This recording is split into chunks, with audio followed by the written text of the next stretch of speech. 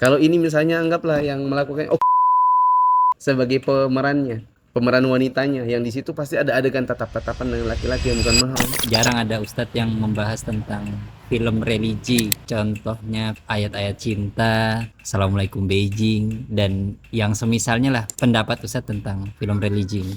Sebagai contoh ayat-ayat cinta, Ana sudah punya novelnya saat Ana belum ngaji sunnah, saat belum ada logo bestsellernya itu, Ana udah punya novelnya. Bahkan Ana tamatkan di motor menuju Jogja Purworejo. Ketika sudah tamat, Ana bilang gini, oh ini kalau difilmkan bagus nih, ini tinggal cari produser yang mau filmkan.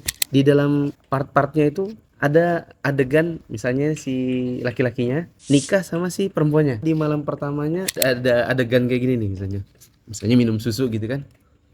Kok susunya gini ya? Coba kamu yang minum. Ketika diminum sama istrinya, terus dia cari bekas bibirnya, mana bekas bibirnya.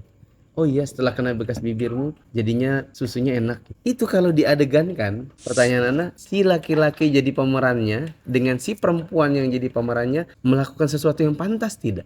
Tidak pantas. Belum lagi nanti ada acara malam pertamanya. Meskipun religi, si pemeran laki-laki dan perempuan bukan mahram, bukan suami istri, terus berpegangan, ada cium jidat, cium pipi. Haram atau tidak perbuatan seperti itu? Maka Anda bilang, pemerannya dapat dosa. Bahkan dosa mereka bisa jadi lebih besar karena menggabungkan antara yang hak dengan yang batil, jadi dibungkus seolah-olah kebenaran. Mana yang lebih menyesatkan? Yang abu-abu atau yang hitam putih? Yang abu-abu. Di dalam film-film religi, meskipun temanya keislaman, masalahnya di situ pasti ada adegan laki-laki dan perempuan bukan mahram pegang-pegangan, cium-ciuman, minimal cium pipi, cium jidat. Meskipun bukan cium bibir, tetap aja bukan mahram. Maka saya katakan kalau seandainya produsernya ustazah dan dia tahu itu semua, maka dia berdosa besar. Pemeran wanitanya yang di situ pasti ada adegan tatap-tatapan dengan laki-laki yang bukan mahram. Ana nggak tahu ya, karena memang demi Allah Ana belum pernah nonton. Tapi Ana tahu persis ketika Ana dulu belum ngaji. Ayat-ayat cinta belum ada logo bestsellernya, Ana sudah punya novelnya duluan. Ana nggak bisa bayangkan ini adegannya nanti apa yang mereka lakukan dalam acara malam pertamanya itu. Pasti kan ada adegan laki-laki dan perempuan melakukan hubungan yang tidak pantas kan? Yang dalam dunia nyata mereka lakukan itu. Itu kan tidak pakai CGI, tidak pakai pemeran pengganti, malah memproduksi seperti ini, memproduksinya, menyebarkannya di kalangan kaum muslimin. Wallahu alam, dosanya lebih besar karena mengelabui yang batil dengan sesuatu yang dibungkus seperti seolah-olah hak, lalu kemudian dinikmati oleh kaum muslimin.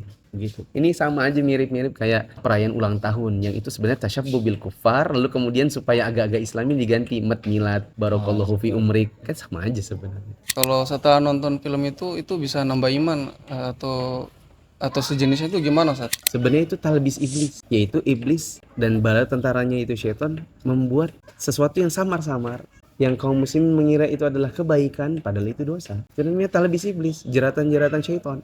Kita dianggap ingin beribadah, padahal sebenarnya kita dijerat dengan sesuatu yang seperti itu, yang dosa yang kita mungkin nggak bisa baca. Sama seperti kaum Nabi Nuh dijerat oleh iblis, dianggap kalian akan semakin bersemangat untuk ibadah kalau kalian bikin patung-patung Wat, Suwa, Yaguth, Ya'uq, Nasr. Ini 5 orang soleh, kalau kalian bikin patungnya nanti kalian akan tambah semangat untuk ibadah. Dan memang betul-betul mereka semangat ibadah. Tapi setelah itu ujung-ujungnya disembah. Artinya memang itu kelihatannya kayak penyemangat, tapi sebenarnya itu adalah jerat-jerat dosa yang dibuat oleh iblis, membuat kaum muslimat, kaum muslimin jadi generasi yang ibadahnya itu gara-gara hal-hal seperti itu. Bukan karena tumbuh dengan ilmu, tumbuhnya dengan film. Sejak kapan para ulama tumbuh iman dan ilmu dengan film? Ustadz, ustazah, Anda panutan, Anda qudwah di kalangan umat. Apa yang Anda lakukan berupa dosa, itu akan menjadi pembenaran di kalangan umat. Bila Anda lakukan secara sengaja, Anda tahu hukumnya, diikuti umat, dosa Anda berkali lipat. Anda yang ustadz, ustazah, yang memproduksi dan menyutradari atau yang menyetujui atau bahkan ikut melakoni di dalamnya. Film-film yang di dalamnya di situ ada adegan laki perempuan bukan mahram jumbu, cium jidat, cium pipi, Anda dosa kali lipat karena sebanyak pasang mata akan melihat, sementara Anda adalah penyebabnya, Anda yang menjadi pembenarnya, Anda bahkan jadi promotornya. Luar biasa dosa Anda di hari kiamat. Sementara dakwah Anda belum tentu diterima oleh Allah.